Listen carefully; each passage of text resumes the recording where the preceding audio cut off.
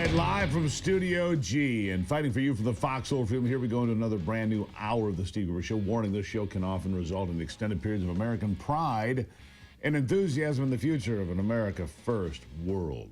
It's Dirty John, and I'm going to do it for you here today. Here are the three big things you need to know. Number one, the New York Times says it's time for Joe Biden to go quietly into the pasture and just be quiet.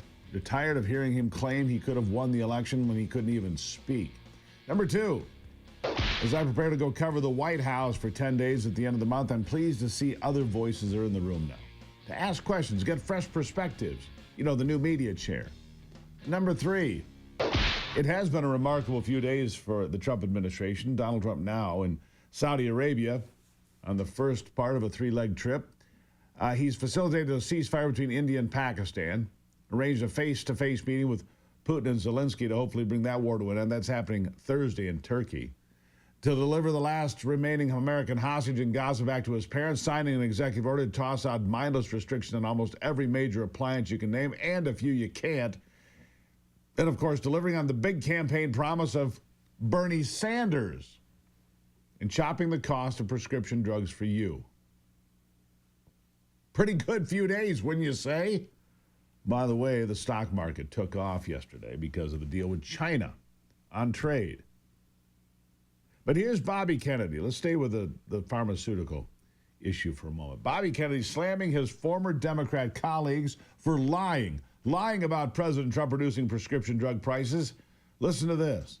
But he can't be bought, unlike most of the politicians in this country. And he is standing here for the American people. I don't know what, there's writers like Lord Elizabeth Warren or Robert Reich who are saying that President Trump is on this side of the oligarchs. There has never been a president more willing to stand up to the oligarchs than President Donald Trump. And I'm very, very proud of you, Mr. President, for your courage, I'll say, because I don't want to be crude, your intestinal fortitude, your stiff spine, and your willingness to stand up for the American people. We have 4.2% of the world's population. Our country represents 75% of the revenues for pharmaceutical companies. We spend in our country 11. Yeah. Look, most favored nation, MFN. That's what Donald Trump has declared for the United States, which means one of the drugs I've heard about is for breast cancer. Here in America, it costs $16,000 a month. In Sweden, it's $1,600 a month, 1/10. You see, apparently, for many years, I didn't even know this. You might have, maybe you did, maybe you didn't. But you know now, we've been subsidizing the socialist governments of the EU. We pay for the research and development. We pay top dollar for the prescriptions while they do not.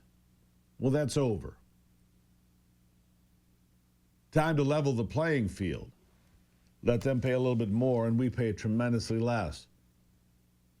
By the way, President Trump had this to say about reducing the cost of prescription drugs when he signed that executive order. Listen. Never had a president that had the courage to do this. And nobody knew the system like I do. I mean, I've gotten to know this system so well. And I don't think it's fair that it benefits Obamacare. Obamacare is a failure. It's not a good health care. It works. I made it work. I had an obligation to make it work, or an obligation to let it die. I chose that we had to make it work. I had to make it as good as possible. And I had a choice. I could have let it fail or make it as good as possible. As good as possible means it was still not very good, but it survived. Yeah. So, this is a big breakthrough, and there's a reason for this. Bernie Sanders was one of those out on the campaign trail in 2020 and 2024 saying he would cut the cost of prescription drugs by half. Well, guess what? Donald Trump plucked that card out of his pile and played it.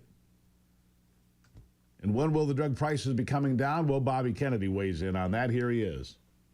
Mr. Secretary, Trump says some prices will come down almost immediately. What is the timetable for these price cuts? Well, there's a series of escalating steps, but you know what? That will bring them down to European levels. Right now, America provides 75% of the pharmaceutical revenues in the world. And we only have 4.2% of the world's population. Sure. We're paying, in our country, the list price for Ozempic is $1,300 per dose. In London, it's $88. And Democratic and Republican politicians have been talking about for years, we got to end these discrepancies. Nobody has had the courage to do it because of the power of the pharmaceutical lobby on Capitol Hill. Okay.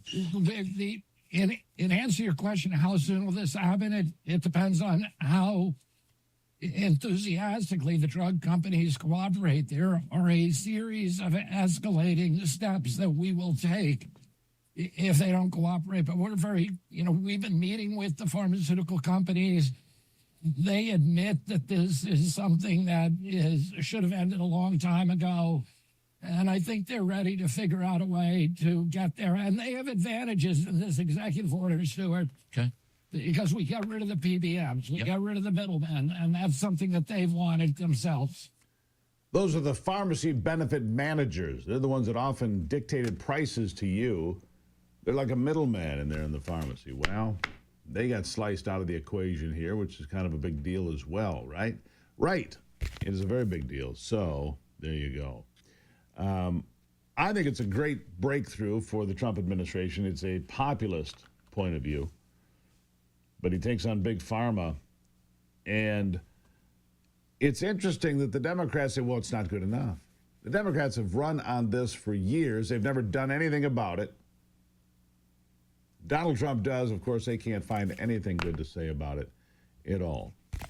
I've got a new product I want to tell you about here, X39 LifeWave. It's a patch that stimulates your stem cells.